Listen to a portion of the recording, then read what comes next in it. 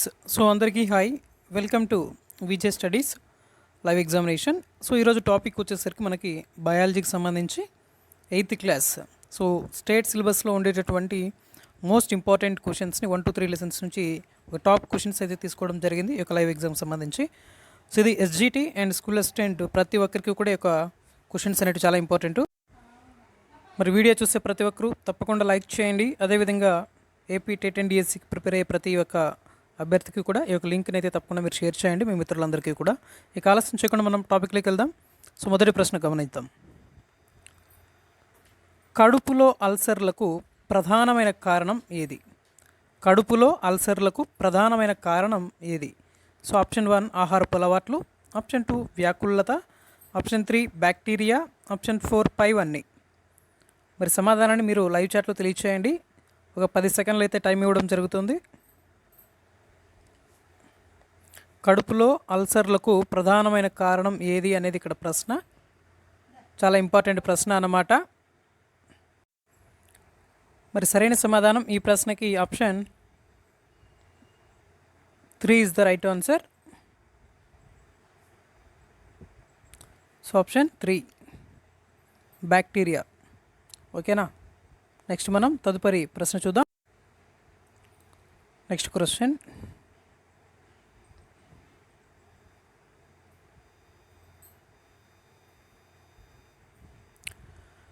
నేను ప్రతి సంవత్సరం గత సంవత్సరం రాసిన దాన్ని మారుస్తుంటాను అని పేర్కొన్నవారు ఎవరు? అంటే నేను ప్రతి సంవత్సరం గత సంవత్సరం రాసిన దాన్ని మారుస్తుంటాను అని పేర్కొన్నవారు ఎవరు? So option 1 Karl Popper, option 2 Einstein, option 3 Rousseau, option 4 Aristotle. మరి ఈ ప్రశ్నకి రైట్ ఆన్సర్ నేను ప్రతి సంవత్సరం గత సంవత్సరం రాసిన దాన్ని మారుస్తుంటాను అని పేర్కొన్నవారు ఎవరు? సో టెట్ అండ్ డిఎస్సికి సంబంధించి ఖచ్చితంగా మనకి అతి త్వరలోనే ఒక అప్డేట్ అయితే రాబోతూ ఉంది. సో అభ్యర్థులు చాలామంది ఇప్పటికే ప్రిపరేషన్ ఆపేసిన వాళ్ళు ఆగిపోవడమే. ప్రిపరేషన్ ఎవరైతే కొనసాగిస్తూ ఉంటారో వాళ్ళు మాత్రమే చివరికి విజయాన్ని అందుకోగలరు.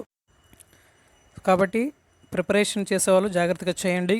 రాబోయే నోటిఫికేషన్ ఒక భారీ నోటిఫికేషన్ రాబోతూ ఉంది. అభ్యర్థులు ఇక్కడైనా కొంచెం జాగ్రత్త పడండి. మరి సమాధానం చూద్దాం ఈ ప్రశ్నకి. Option 2 Einstein. నేను ప్రతి సంవత్సరం గత సంవత్సరం రాసిన దాన్ని మారుస్తుంటాను అని పేర్కొన్నవారు ఎవరు అంటే ఐన్స్టీన్ అన్నమాట. నెక్స్ట్ ప్రశ్న చూద్దాం. నూతన విషయాలను బయట పెట్టడంలో శాస్త్రవేత్తలు ప్రత్యేక పద్ధతిని అవలంబిస్తారు. వీరు అనుసరించిన ఈ విధానాన్ని ఏమంటారు? నూతన విషయాలను బయట పెట్టడంలో శాస్త్రవేత్తలు ప్రత్యేక పద్ధతిని అవలంబిస్తారు. వీరు అనుసరించిన ఈ విధానాన్ని ఏమంటారు? ఆప్షన్ 1 పరిశీలన పద్ధతి, ఆప్షన్ 2 ప్రయోగ పద్ధతి, ఆప్షన్ 3 శాస్త్రీయ పద్ధతి, ఆప్షన్ 4 పైవన్నీ.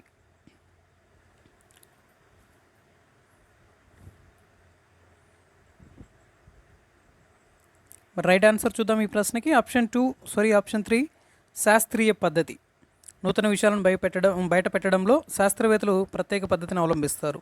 వీరు అనుసరించిన విధానాన్ని శాస్త్రీయ పద్ధతి అంటారు. నెక్స్ట్ ప్రశ్న, ప్రయోగాలు నిర్వహించేటప్పుడు లేదా ప్రశ్నలకు జవాబులను కనుగొనే ప్రయత్నంలో శాస్త్రవేత్తలు వినియోగించే ఆలోచనా సరళులను ఏమంటారు? ప్రయోగాలు నిర్వహించేటప్పుడు లేదా ప్రశ్నలకు జవాబులను కనుగొనే ప్రయత్నంలో శాస్త్రవేత్తలు వినియోగించే ఆలోచనా సరళులను ఏమంటారు? ఆప్షన్ 1 శాస్త్రీయ నైపుణ్యాలు, ఆప్షన్ 2 ప్రక్రియ నైపుణ్యాలు, ఆప్షన్ 3 పరికల్పన, ఆప్షన్ 4 ఏదీ కాదు. మరి రైట్ ఆన్సర్ని లైవ్ చాట్లో తెలియచేయండి. ప్రయోగాలు నిర్వహించేటప్పుడు లేదా ప్రశ్నలకు జవాబులను కనుగొనే ప్రయత్నంలో శాస్త్రవేత్తలు వినియోగించే ఆలోచన సరళులను ఏమంటారు అనేది ఇక్కడ ప్రశ్న. మరి ఇక్కడ 4 ఆప్షన్స్ అయితే ఇవ్వడం జరిగింది. రైట్ ఆన్సర్ వచ్చి ఈ ప్రశ్నకి option 2 is the right answer. ప్రక్రియ నైపుణ్యాలు. ఓకేనా? ప్రక్రియ నైపుణ్యాలు అంటారు. చాలా ఇంపార్టెంట్. నెక్స్ట్ ప్రశ్న చూద్దాం. ఈ క్రింది వాటిలో ఎండమిక్ జాతులకు సంబంధించిన సరైన వాక్యం ఏది? ఈ క్రింది వాటిలో ఎండమిక్ జాతులకు సంబంధించినటువంటి కరెక్ట్ సెంటెన్స్ ఏది అనేది ఇక్కడ ప్రశ్న. ఆప్షన్ 1 కొన్ని ప్రత్యేక ప్రాంతాలలో మాత్రమే ఉంటాయి. ఆప్షన్ 2 కంగారు అమెరికాకు చెందిన ఎండమిక్ జీవి. ఆప్షన్ 3 కివి న్యూజిలాండ్కు చెందిన ఒక జంతువు. ఆప్షన్ 4 భారతదేశంలోని తూర్పు కనుమలలో ఉన్నాయి ఈ యొక్క ఎండమిక్ జాతులు అనేవి. మరి చూద్దాం కరెక్ట్ ఆన్సర్ ఏంటి అనేది మీరు లైవ్ చాట్లో తెలియచేయండి. మరిన్ని ఎక్కువ లైవ్ ఎగ్జామ్స్ కండక్ట్ చేయాలా లేదా topic wise classes online classes చెప్పాలా ఏంటి, ఏ టాపిక్ నుంచి క్లాసెస్ చెప్పాలి అని ఒకవేళ మీకు ఇంట్రెస్ట్ ఉన్నట్లయితే ఏ సబ్జెక్ట్ నుంచి స్టార్ట్ చేయమంటారు మీరు చెప్తే వాటి నుంచి మనం ఆన్లైన్ క్లాసెస్ సంబంధించి మీరు కామెంట్ సెక్షన్లో తెలియజేయండి. వాటికి సంబంధించి నేను ఖచ్చితంగా క్లాసెస్ సంబంధించి అప్డేట్ చేస్తాను. రైట్ ఆన్సర్ వచ్చి ఈ ప్రశ్నకి option 1 is the right answer. కొన్ని ప్రత్యేక ప్రాంతాలలో మాత్రమే ఉంటాయి. ఓకేనా, మిగతా 3 కూడా రాంగ్ అనమాట. ఓకే, క్రింది వాటిలో ఎండమిక్ జాతులకు సంబంధించిన సరైన వాక్యం ఇది. సో కంగారు అనేది ఆస్ట్రేలియాకు చెందినటువంటి ఎండమిక్ జీవి, అమెరికాకు చెందినటువంటిది కాదు. మరి కివి న్యూజిలాండ్కి చెందినటువంటి ఒక పక్షి, జంతువు కాదు. భారతదేశంలోనే తూర్పు కనుమలో ఎండమిక్ జాతులకు సంబంధించిన ఎక్కువ జీవులు ఉన్నాయి అనేది తప్పు అన్నమాట. ఓకేనా, కరెక్ట్ ఆన్సర్ వచ్చి కొన్ని ప్రత్యేక ప్రాంతాల్లో మాత్రమే ఉంటాయి. నెక్స్ట్ ప్రశ్న చూద్దాం. ఈ క్రింది వాటిలో అంతరించిపోయే ప్రమాదంలో గల మొక్కలుగా వీటిని పేర్కొంటారు. ఈ క్రింది వాటిలో అంతరించిపోయే ప్రమాదంలో గల మొక్కలుగా వీటిని పేర్కొన్నారు. ఆప్షన్ 1 ఆర్కిడ్స్, ఆప్షన్ 2 గంధం చెట్టు, ఆప్షన్ 3 సైకస్, ఆప్షన్ 4 పైవన్నీ.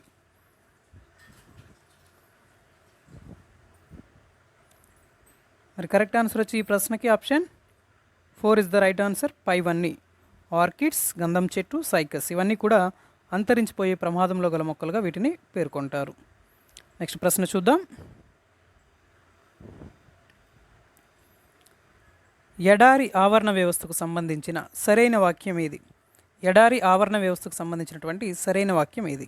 సో ఆప్షన్ 1 భూభాగంలో దాదాపు 17% ఎడారులు విస్తరించి ఉన్నాయి. ఆప్షన్ 2 సగటు వర్షపాతం 23 మిల్లీమీటర్ల కన్నా తక్కువగా ఉంటుంది. ఆప్షన్ 3 నేలతో పోల్చినప్పుడు జంతు వైవిధ్యం తక్కువగా ఉంటుంది. ఆప్షన్ 4 పైవన్నీ కూడా సరైనవే.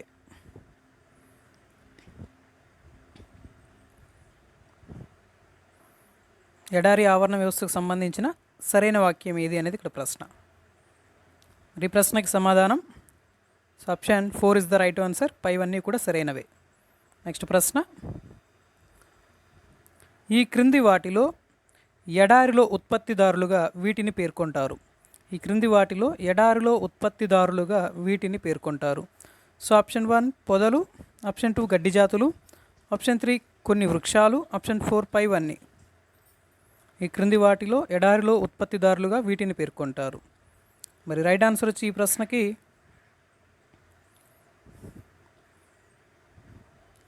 4 ఇస్ ద రైట్ ఆన్సర్. పైవన్నీ పొదలు, గడ్డి జాతులు, కొన్ని వృక్షాలు ఇవన్నీ కూడా ఎడారిలో ఉత్పత్తిదారులుగా వీటిని పేర్కొనడం జరుగుతుంది. నెక్స్ట్ ప్రశ్న చూద్దాం. ఎడారి మొక్కలలో ప్రధానంగా ఈ రకమైన వేరు వ్యవస్థ ఉంటుంది. ఎడారి మొక్కలలో ప్రధానంగా ఈ రకమైనటువంటి వేరు వ్యవస్థ ఉంటుంది. ఆప్షన్ 1 పీచు వేరు వ్యవస్థ, ఆప్షన్ 2 తల్లి వేరు వ్యవస్థ, ఆప్షన్ 3 శాఖాయుతమైన వేరు వ్యవస్థ, ఆప్షన్ 4 1 మరియు 3 సరైనవి. ఎడారి మొక్కలలో ప్రధానంగా ఈ రకమైన వేరు వ్యవస్థ ఉంటుంది అనేది ఇక్కడ ప్రశ్న.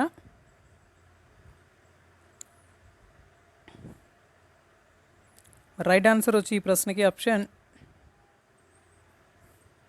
3 ఇస్ ద రైట్ ఆన్సర్. శాఖాయుతమైన వేరు వ్యవస్థను కలిగి ఉంటాయి. ఎడారి మొక్కల్లో ప్రధానంగా ఏ రకమైన వేరు వ్యవస్థ ఉంటుంది అంటే శాఖాయుతమైన వేరు వ్యవస్థ మాత్రమే ఉంటుంది. నెక్స్ట్ చూద్దాం.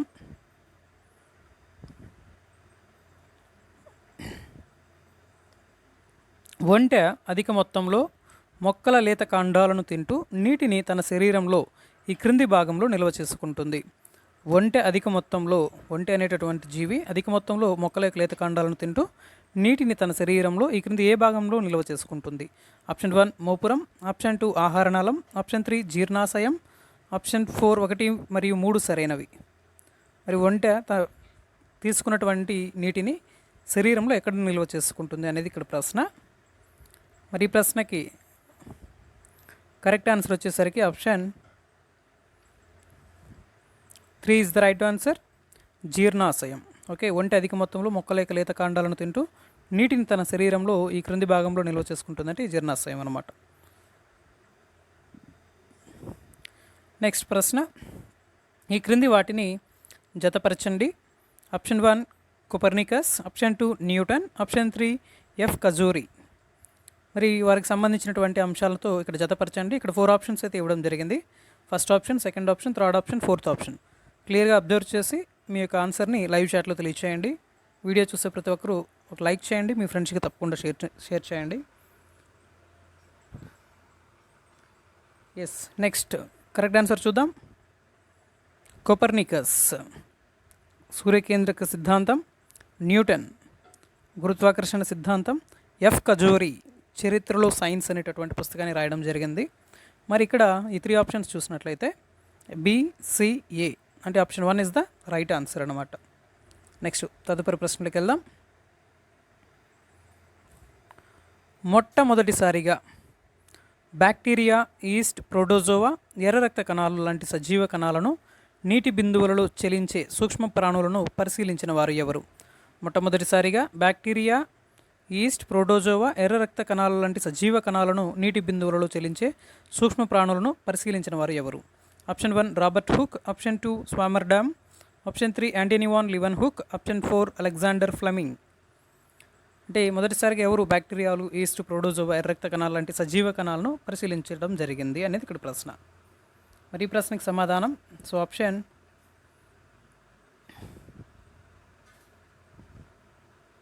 3 is the right answer, Antony van లీవెన్హుక్.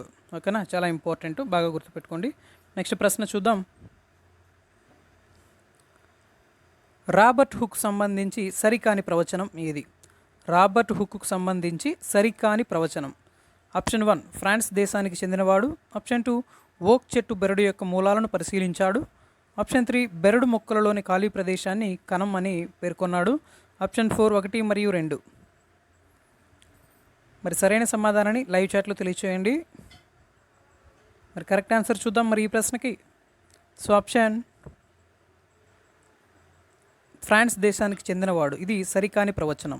అంటే రాబర్ట్ హుక్ బ్రిటన్ దేశానికి చెందినటువంటి వారు. మరి ఈయన ఓక్ చెట్టు యొక్క బెరడు యొక్క మూలాలను పరిశీలించడం జరిగింది. మరి ఎప్పుడు అంటే 1665 సంవత్సరంలో ఈ యొక్క బెరడు అంటే ఓక్ చెట్టు యొక్క బెరడును పరిశీలించి అందులో తేనె పట్ట లాంటి నిర్మాణాలకి ఆ యొక్క ఖాళీ ప్రదేశాలకి కణం అని పేరు పెట్టడం జరిగింది. ఓకేనా, బాగా గుర్తుపెట్టుకోండి. నెక్స్ట్ ప్రశ్న చూద్దాం. లాటిన్ భాషలో కణం అనగా, లాటిన్ భాషలో కణం అనగా సో ఆప్షన్ 1 చిన్న గది, ఆప్షన్ 2 చీకటి గది, ఆప్షన్ 3 ఖాళీ గది, ఆప్షన్ 4 1 మరియు 3 సరైనవి.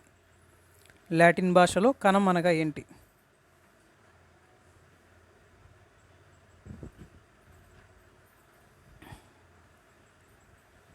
మరి కరెక్ట్ ఆన్సర్ వచ్చి ఈ ప్రశ్నకి option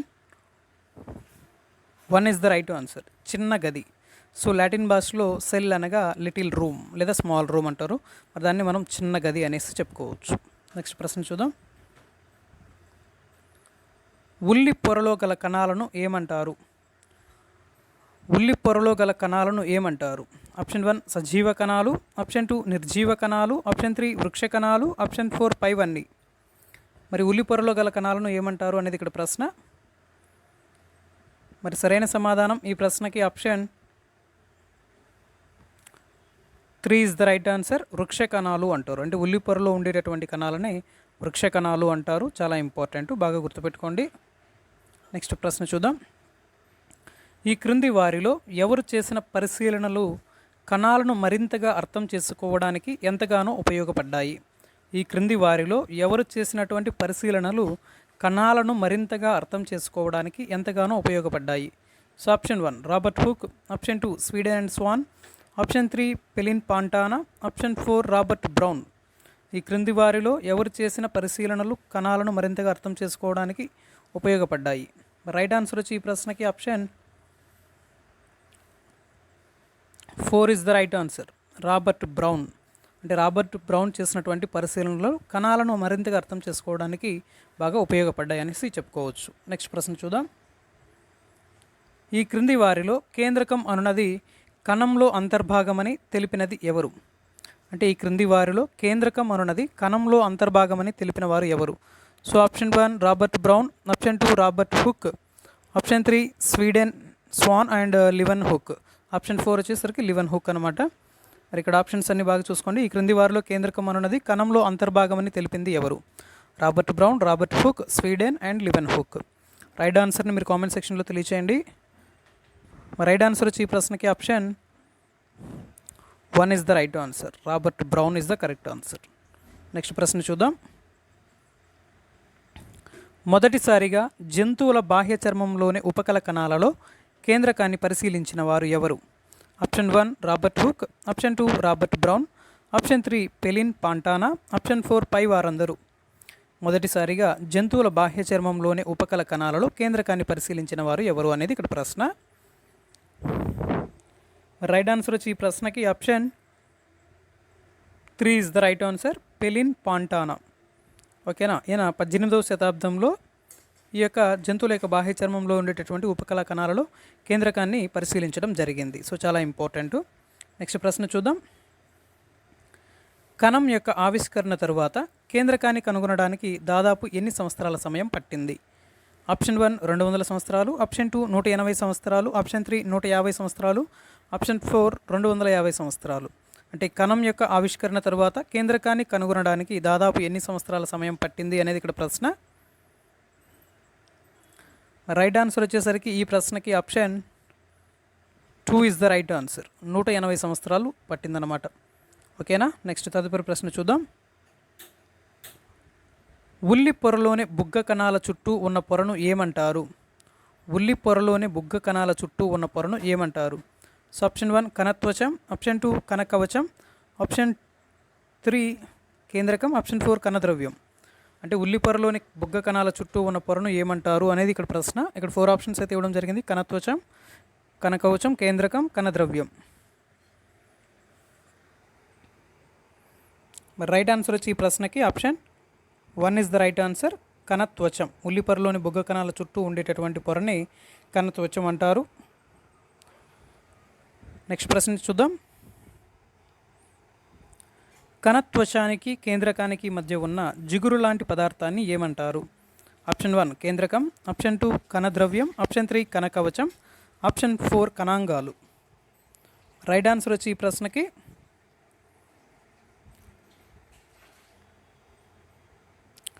option 2 is the right answer, కణద్రవ్యం. దీన్ని సైటోప్లాజం అంటారు.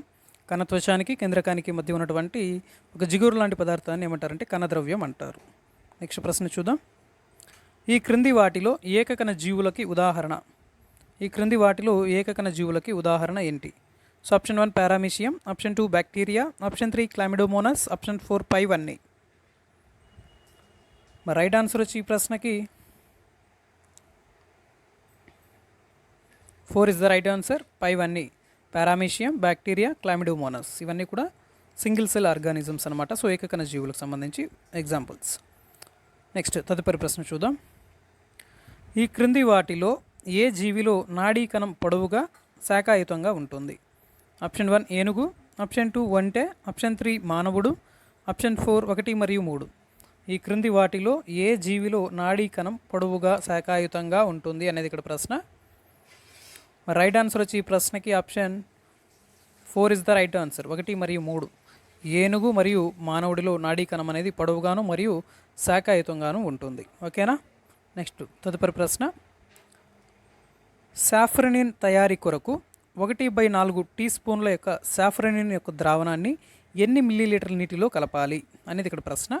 ఆప్షన్ 1 100 మిల్లీలీటర్లు, ఆప్షన్ 2 150 మిల్లీలీటర్లు, ఆప్షన్ 3 200 ml, ఆప్షన్ 4 250 ml. అంటే సాఫ్రనిన్ తయారీ కొరకు 1/4 టీ స్పూన్ యొక్క సాఫ్రనిన్ని ఎన్ని మిల్లీలీటర్ నీటిలో కలపాల్సి వస్తుంది? అంటే ఇవన్నీ కూడా రంజనాల యొక్క తయారీలో ఉపయోగించడం జరుగుతుంది. మరియు ఈ బుగ్గ కణాలు కావచ్చు, ఉల్లిపొర యొక్క కణాలను పరిశీలించడానికి ఉపయోగించేటటువంటి ద్రావణాలకు సంబంధించి. మరి రైట్ ఆన్సర్ వచ్చి ఈ ప్రశ్నకి option 1 is the right answer, 100 ml వాటర్లో ఈ యొక్క సాఫ్రనిన్ యొక్క ద్రావణాన్ని మిక్స్ చేయాల్సి ఉంటుందన్నమాట. నెక్స్ట్ ప్రశ్న చూద్దాం. సూక్ష్మజీవ శాస్త్రం అనున్నది ఒక విజ్ఞాన శాస్త్రంగా ఆవిర్భవించిన సంవత్సరం. Option 1 1675, option 2 1674, option 3 1673, option 4 1677. అంటే సూక్ష్మజీవ శాస్త్రం అనేది ఒక విజ్ఞాన శాస్త్రంగా ఆవిర్భవించిన సంవత్సరం ఏది అనేది ఇక్కడ ప్రశ్న. రైట్ ఆన్సర్ చూద్దాం ఈ ప్రశ్నకి. Option 2 is the right answer, 1674. మరి 1674 సంవత్సరంలో సూక్ష్మజీవ శాస్త్రం అన్నది ఒక విజ్ఞాన శాస్త్రంగా ఆవిర్భవించింది. ఓకేనా, ఓకే ఫ్రెండ్స్, ఇది మనకి ఈరోజు లైవ్ ఎగ్జామ్ సంబంధించి 8th క్లాస్లో most expected and most important questions పైన ఈరోజు లైవ్ ఎగ్జామ్ కండక్ట్ చేయడం జరిగింది. సో నెక్స్ట్ మనము ఏ టాపిక్స్ నుంచి ఒకవేళ ఆన్లైన్ క్లాసెస్ స్టార్ట్ చేయాలి అనుకుంటే ఏ టాపిక్ నుంచి చేస్తే బాగుంటుంది మీరు కామెంట్ సెక్షన్లో తెలియచేయండి. మీకు ఏ టాపిక్స్ మీద క్లాసెస్ కావాలంటే నేను ఆ టాపిక్ మీద ఖచ్చితంగా మీకు క్లాసెస్ అయితే అందించడం జరుగుతుంది ఫ్రీగానే. నెక్స్ట్ అదేవిధంగా లైవ్ ఎగ్జామ్స్ కూడా కంటిన్యూ జరుగుతూ ఉంటాయి. ఓకేనా. సో రెగ్యులర్గా ఫాలో అవుతూ ఉండండి, ఎందుకంటే మనకు టెట్ అండ్ డిఎస్సికి సంబంధించి నోటిఫికేషన్ అనేది అతి త్వరలోనే రాబోతోంది కాబట్టి ఇక మీదటన్నా అభ్యర్థులు మీ యొక్క ప్రిపరేషన్ని బాగా కొనసాగించండి. ఓకేనా. సో వీడియో చూసే ప్రతి ఒక్కరు తప్పకుండా లైక్ చేయండి, మీ ఫ్రెండ్స్ కూడా తప్పకుండా షేర్ చేయండి. ఓకే ఫ్రెండ్స్, నెక్స్ట్ మళ్ళీ తదుపరి ఎగ్జామ్లో మళ్ళీ కలుద్దాం. Okay, thank you for watching. So thank you so much.